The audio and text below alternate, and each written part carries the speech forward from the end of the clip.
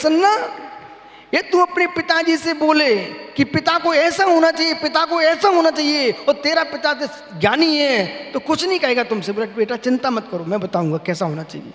वो धीरे से तुम्हारी शादी करा देगा, और जैसे ही तुम्हारा बेटा हो जाएगा फिर तुमको समझ में आएगा कि पिताजी कैसा होना चाहिए। बहुत सारी बातें अनुभव पर ही आती हैं, व्याख्यान पर नहीं आते हैं। इसलिए इस कलयुग में जो जीव साधना कर रहे हैं वे निर्दोष साधना करें, लेकिन मित्र उन साधकों की चर्या को देख करके अपने भाव खराब नहीं करना है। हमको तो ये देखना है ये भविष्य के भगवान हैं, भविष्य के भगवान हैं। पर भविष्य के भगवानों को चाहिए है मालूम, अभी मैं झारखंड में देखा प्लास्टिक के कुल्हड़ नहीं है, यहाँ पर मिट्टी के कुल्हड़ हैं चाय पीने वालों के। देखा आपने सुपर सागर? ये हर वस्तु को गे बनाने का न सीखो पंडित जी। जबकि पता है चाय पीने दूध पीने वाला कुल्हड़ ऐसे फेंक दिया जाएगा, लेकिन जब तक किसी के अधरों पर नहीं गया तब तक बेटा प्रसन्न वो कुल्हड़ में जरा भी छेद होगा क्या?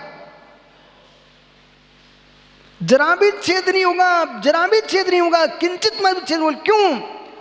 उसमें भरा हुआ केसर का दूध नीचे बह जाएगा। जब तक दूध पिया नहीं गया तब तक उस कुल्हड़ को भी, समझ रहे मैं क्या बोल रहा हूँ, मिट्टी का कुल्हड़ जिसमें दूध पीते हैं आप, केसर का दूध भरा था सोनू, उस कुल्हड़ के लिए बिल्कुल निश्चित्र देखते हो, सुंदर दिखना चाहिए। ऐसे जब तक समाधि ना हो जाए, मुझे मालूम है एक कुल्हड़ जल जाएगा, एक कुल्हड़ फेंक जाएगा, लेकिन जब तक समाधि ना हो जाए, मेरे समाधि का दूध ना पी लूं, तब तक इस कुल्हड़ में छेद नहीं होना चाहिए।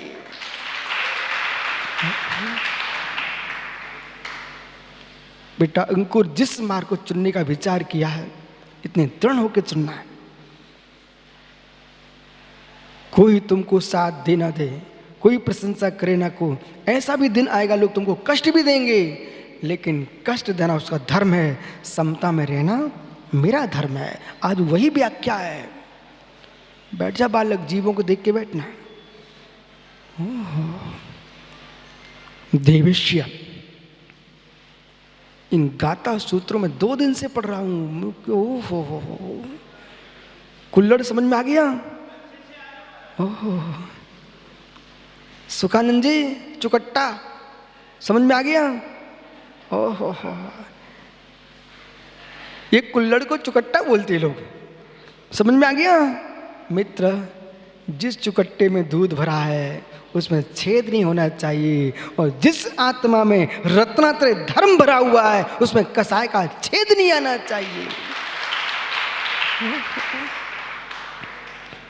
देवस्य मास्य रिमादसो जाहुत मारिन उत्तकाल मीन जिड़गुड़ चित्रण जुत्तो काव सग्गो तणु सग्गो।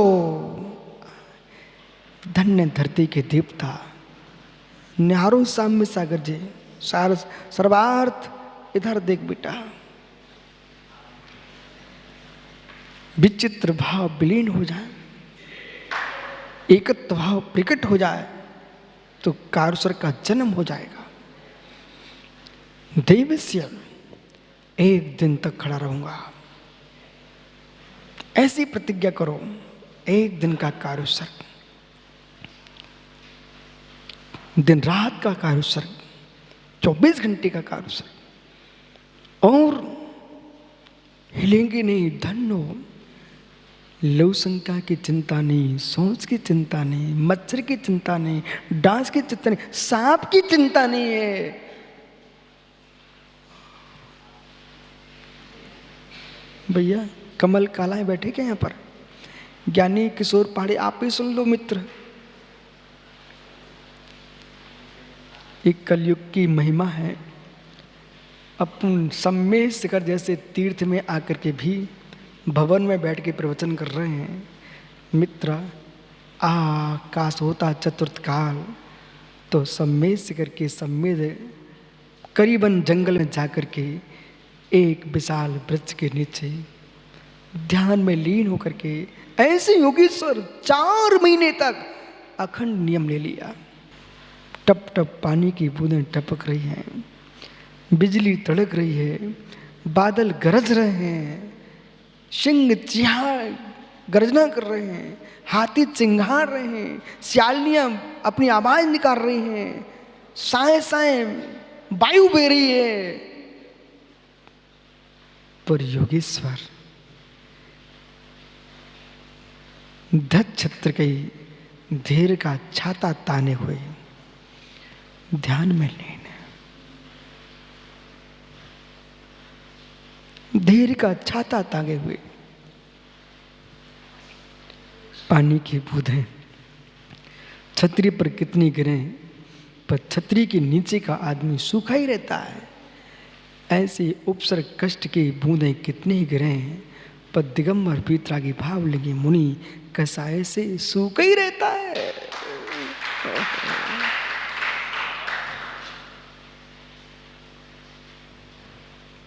पुरुषार्थ ये नहीं होना चाहिए साम्य सागर तुम्हारा किनकी ख्याति कितनी है, किनके ग्रंथ कितने छप गए, कितना नाम किनका चल रहा है, ये नहीं। पुरुषार्थ ही मेरा होना चाहिए जिन योगियों की व्याख्या आगम में लिखी है, उन योगियों जैसे भाव मेरे कितने हो रहे हैं। ये तो हमने आपको प्रारंभ में दिखा दिया। हस्तिनापुर वही है भैया, हस्तिनापुर वही है जहाँ कभी सौम्य श्रेयांश ने राज किया, फिर तीर्थंकर शांति कुंत अरे ने राज्य किया, फिर आकर कौरव आ गए, मेरे मित्र पांडव आ गए। हस्तिनापुर वही है, ये सब चले गए। ऐसे मित्र क्षेत्र तुम वहीं रहेंगे, कसाय करके तुम क्यों अपना भाव बिगाड़ते हो? भाव बिगाड़ जाएगा, भाव बिगड़ जाएगा। अपना भाव सुधारना है तो क्षेत्रों की राग छोड़ दो।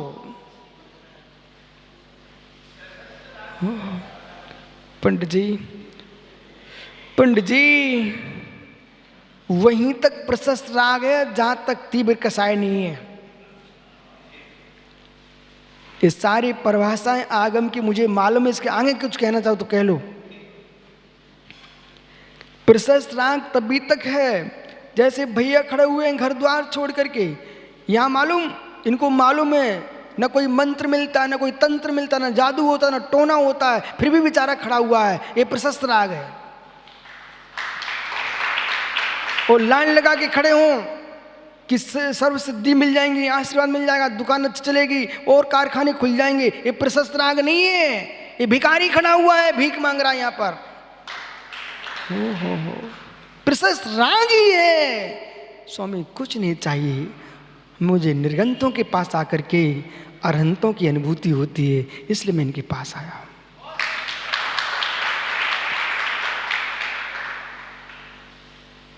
दादा मालचंद जी, कल क्या हुआ, पुष्दंत जिनालय के मैं दर्शन करने जा रहा था। एक अपने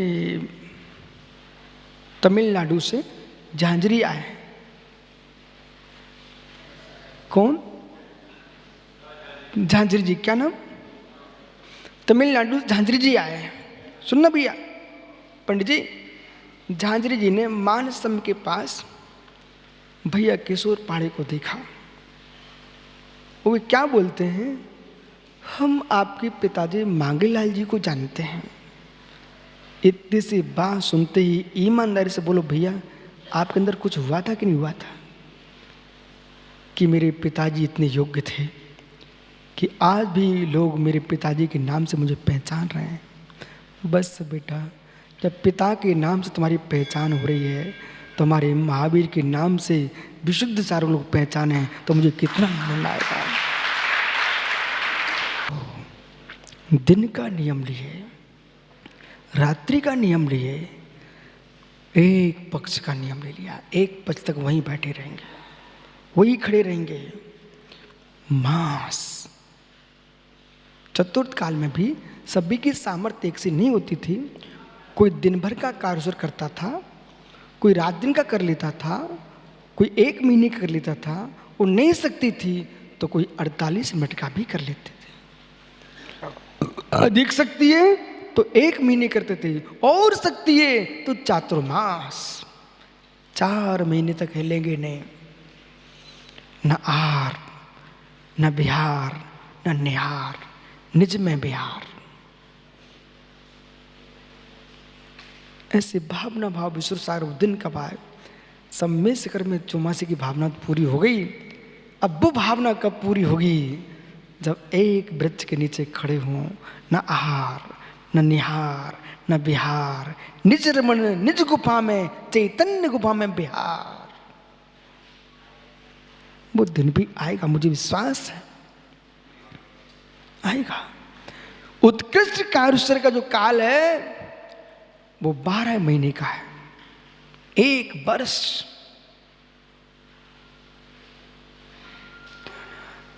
एक वर्ष का उत्कृष्ट कारुष्य के भगवान बाहुबली सोबिनी। इसलिए आज देखो तीर्थंकरों जैसी आराधना चल रही है लोगों के बीच में। जहां तीर्थंकरों की भक्ति पूजा होती है वहीं केवली सामान्य केवली बाहुबली भगवान का सारे विश्व में नाम है। जयवंत गोमटेश भगवान बाहुबली स्वामी। क्यों? बसी पजन मुवाचुत्तम तम गोमटेशम पडिमामिडिचम।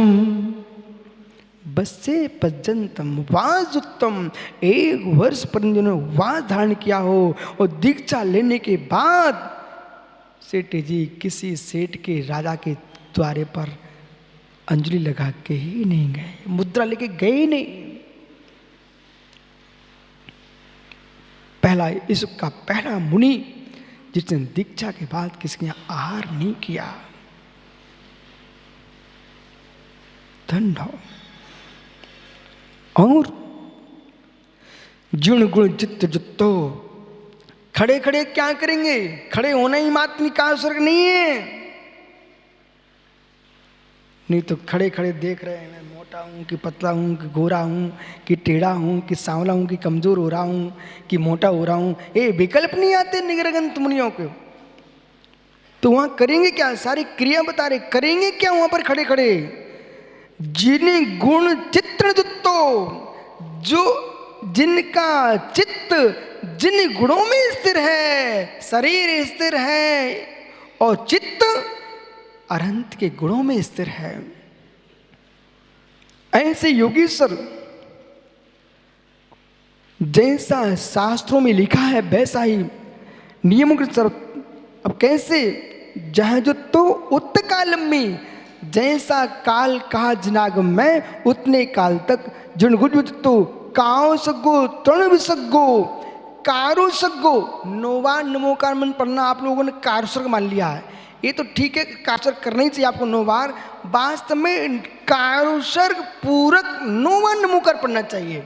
मतलब कारुसर्ग, कायोत्सर्ग, काया का उत्सर्ग, काया का त्याग, शरीर के ममत्व का त्याग करके 27 श्वासोच्छ्वास से 9 बार नमोकार पढ़ना कारुसर्ग। श्राप को आप भी ऐसे ही कारुसर्ग करो। जो मुनि भगवंत ये कर रहे हो तो भी प्रतिगण कर रहे हैं, कारुसर्ग कर रहे हैं। तुम कान खाने आ गए गुरु जी। अरे बेचारे घर द्वार छोड़ के आए हो, ऐसी तुम्हारी कौन सी ऐसी बात है जो मोच भेजे देगी तुम्हारी बात है? उनको शांति से प्रतिगण करने दो, कारुसर्ग करने दो। उसी समय वो लोग सोचते नहीं है। सुन लो गुरु जी, बिल्कुल नहीं सुनाने जाना। ऐसा सोचना हम तो दुखिया हैं ही, इन सुखियों को मैं दुखी क्यों करूं? छोटू बोले हम तो दुखिया हैं ही जगत में, पर ये निर्गंत योगी परम सुखी लोग हैं, इनके अंदर में क्यों मीठे मधुर दूध में क्यों नींबू की बूंद निचोड़ूं? ये मोबाइल गुरुजी, मोबाइल मोबाइल, ये दर्शन करा दो, आशीर्वाद दिला दो, कुछ नहीं। बोले दर्शन का शौक है, सम्मेल से कर आओ, वंदना भी होगी और दर्शन भी होंगे, मुनियों को चर्या भी कराओगे। दाऊ बराबर। ओहो, तो अरहंत देव के गुणों का चिंतन करना। मोतूर शैल जप, और क्या करे कारुसर्ग में? मोतूर शैल जप। कारुस में साधु संपूर्ण जल्पों को छोड़ करके कोई जाप नहीं, चिंतन नहीं, चित्त को स्थिर किए हैं, स्थिर चित्त साधु। और मन काय, मन वचन काय से युक्त होकर के, यानी देवकृत, ओ हो, मन गए सो मनुष्य किच्चा, अपाणम जो झायदी पच्चक्रावी नीमा, जीर्ण कई उसग्गा देव मृतृक्ष जन्म ते सब्बे अदजो काशुको चुडिष्ठो। ये 434 और 435 नंबर की गाथा है। चक्रेश जे की उपसग्गा, अब ध्यान में लीन थे योगेश्वर। संदीप कुमकुम बोले गुरुजी महाराज बना दो, हमने ठीक ठीक बन जा, पर एक मच्छरदानी जरूर दिलवा देना। घर चला जा, मुझे नहीं बनाना महाराज तुझे। बोले महाराज जी, महाराज तो क्या ऑल आउट, मच्छर कछुआ छाप दिला देना। ये दिगंबर मुनि की चर्या है। ये पंखा, कूलर, एसी और एल आउट और कछुआ छाप लगाने का मार्ग नहीं है। ये 4 प्रकार के उपसर्ग आने पर शांत खड़े होने का मार्ग है।